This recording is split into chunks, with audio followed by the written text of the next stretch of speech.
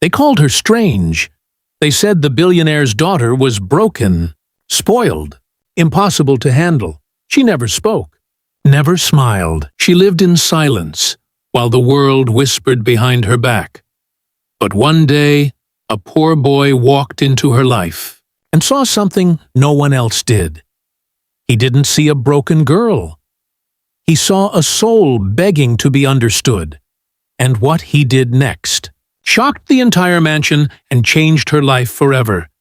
Because sometimes it doesn't take wealth or doctors, just one person who chooses to listen. They called her strange. Some whispered she was cursed. Others said she was spoiled beyond repair. But the truth was, Lily Dalton was simply different.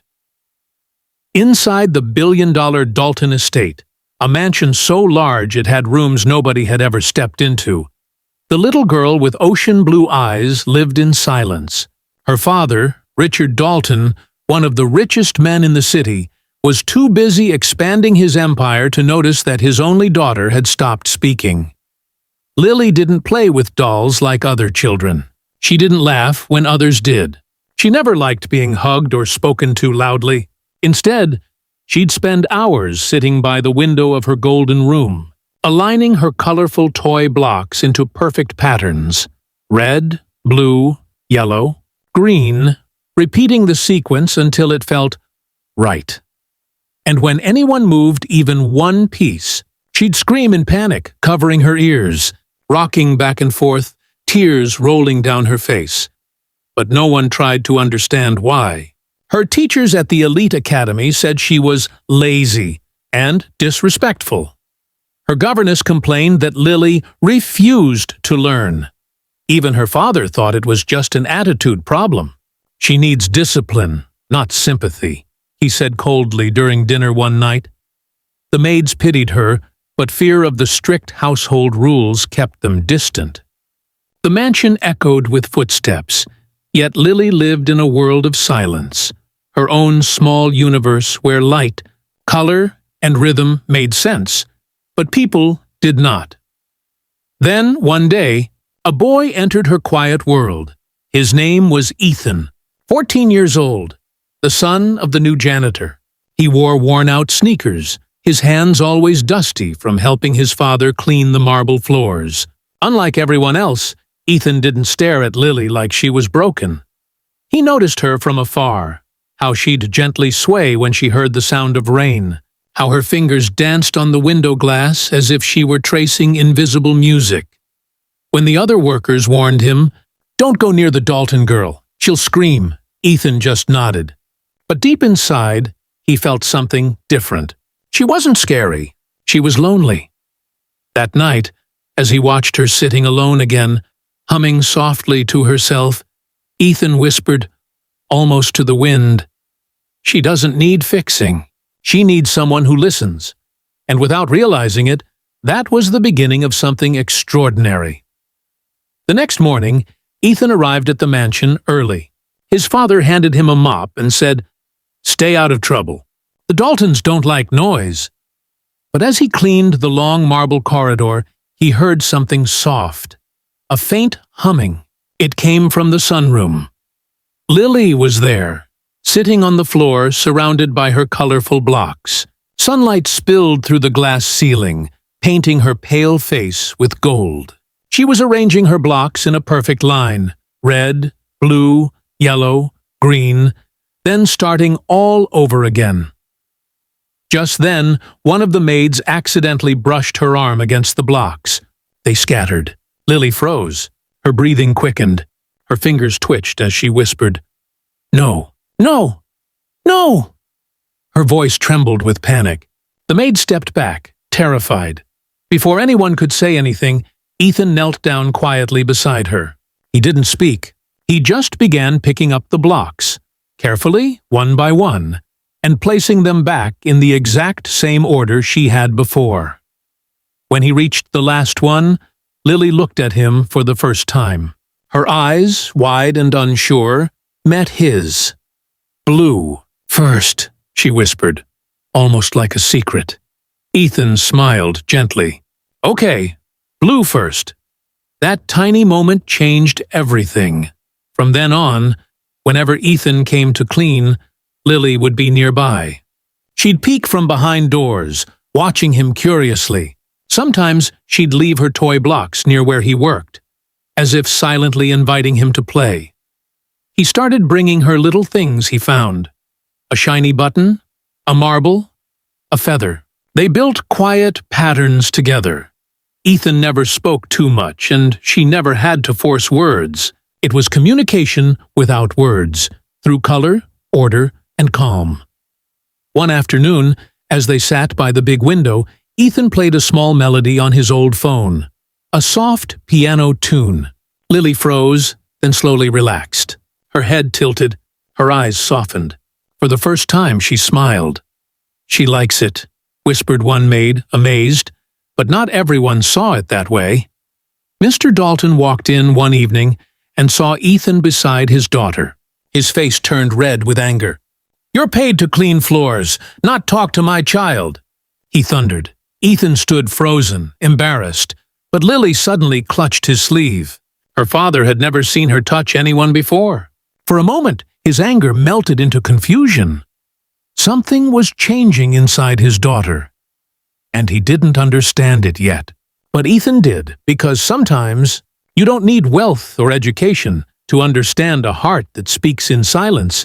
It was a stormy Friday night when everything changed. Rain lashed against the tall windows of the Dalton estate, thunder rumbling like distant drums. The house staff moved hurriedly, shutting curtains and securing doors. Mr. Dalton was away at a business dinner, and Lily was upstairs, quietly arranging her colored cards near the window. Ethan had stayed late helping his father polish the hallway floors. Around 9 p.m., a loud crash echoed from Lily's room. A maid screamed. When they rushed upstairs, the room was empty. Lily was gone. Panic erupted instantly. Servants scattered in every direction. The head maid shouted, "Check the garden! The child's missing!" The storm grew worse. Lightning flashed across the sky. By the time Mr. Dalton returned, drenched and furious, the mansion was in chaos. "How could you let this happen?" he roared. "Find her now!" Cars were sent out. The grounds were searched. But it was Ethan who noticed something the others didn't. Outside Lily's window, the garden lights flickered, once, twice, then 3 times, in a repeated rhythm. It wasn't random. Ethan remembered how Lily loved patterns. He'd seen her tap her fingers the same way when she was happy or trying to say something.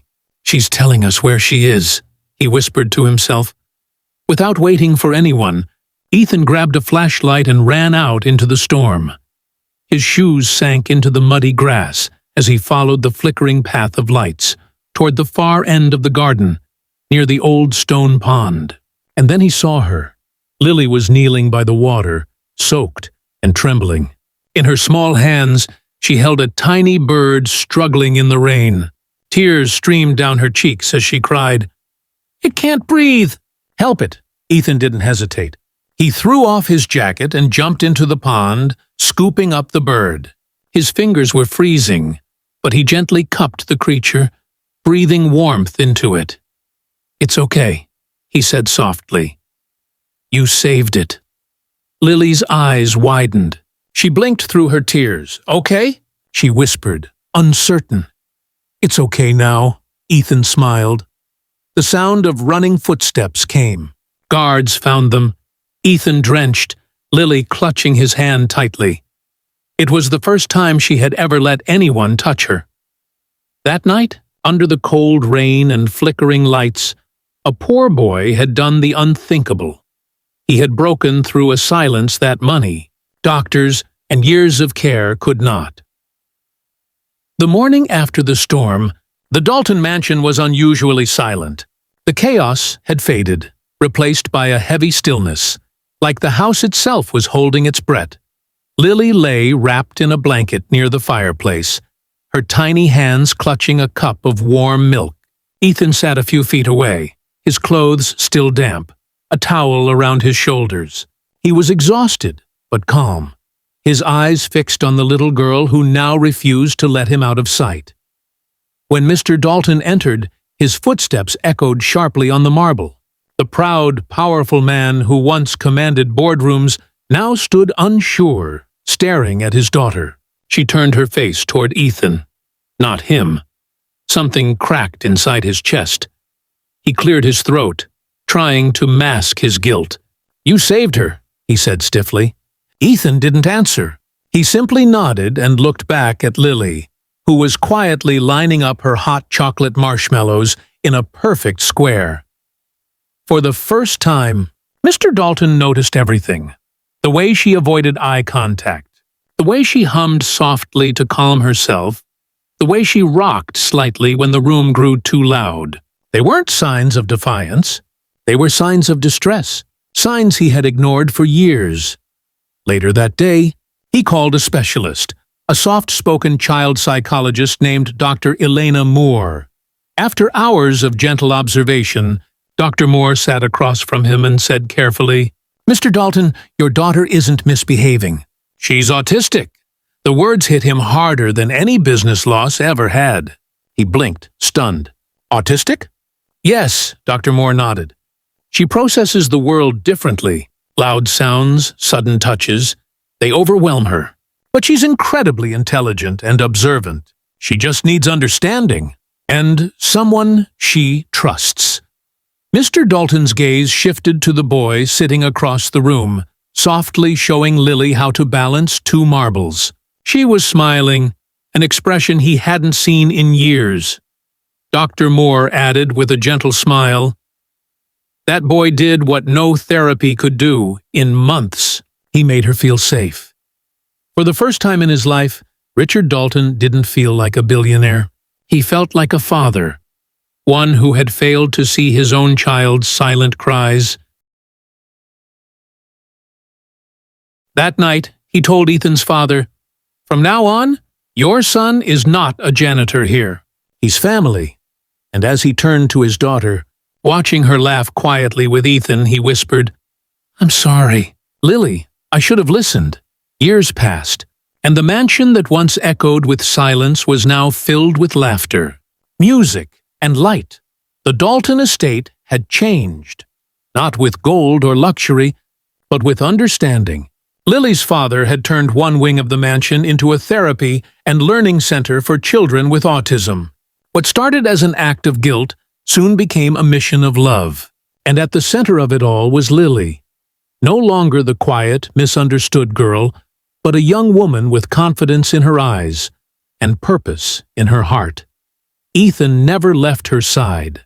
With Mr. Dalton's support, he went to school, then college, studying psychology and special education. He wanted to learn how to help others like Lily, to give every child what she had once been denied, a voice. One sunny afternoon, the Dalton Foundation held its first charity event for autism awareness. The ballroom, once a symbol of cold wealth, was now filled with children laughing, painting, and playing music. Reporters clicked photos as Lily, now 18, stood on stage wearing a simple white dress. Her father and Ethan watched proudly from the front row. When the microphone was handed to her, she paused. Crowds waited in silence. Then she smiled softly and said, "When I was a little girl, people thought I was broken. I wasn't. I just spoke a different language, one that nobody tried to understand.